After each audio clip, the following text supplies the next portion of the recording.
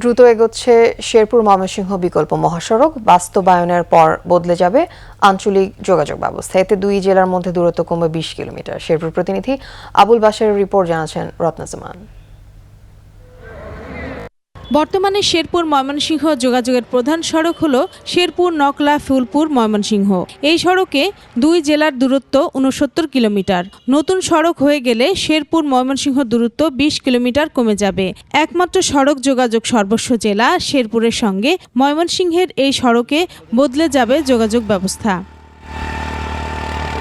ময়মনসিংহের সঙ্গে যোগাযোগের কাঙ্ক্ষিত এই সড়কটি শেরপুরের গ্রামীণ জনপদ দিয়ে ময়মনসিংহের ব্রহ্মপুত্র পার রহমতপুরে পৌঁছবে।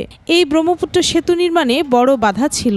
আর 358 কোটি টাকা ব্যয়ে ময়মনসিংহের পরাণগঞ্জ রহমতপুরের ব্রহ্মপুত্র নদ ও রেল লাইনের উপর দিয়ে নির্মাণ হচ্ছে 1471 মিটারের একটি বিশাল দৃষ্টিনন্দন সেতু।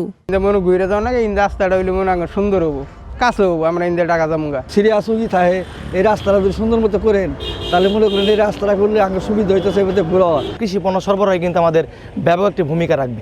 এই প্রকল্পটি 1042 কোটি টাকা ব্যয়ে বাস্তবায়নের দায়িত্ব সরকারের শেরপুর ও ময়মনসিংহ সড়ক ও জনপদ বিভাগের। কাজ শেষ হবে 2026 সালের মধ্যে। করতে হবে বড় অন্তত 8টি ব্রিজ ও শতাধিক ছোট মাঝারি কালভার্ট।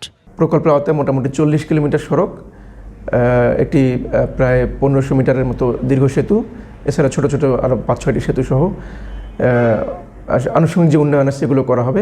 এই মহাসড়ককে ঘিরে শেরপুর জেলা সহ এই অঞ্চলের মানুষের যোগাযোগ সহ জীবন ব্যবস্থায় গতি আসবে। রত্নজামান, 21 টেলিভিশন।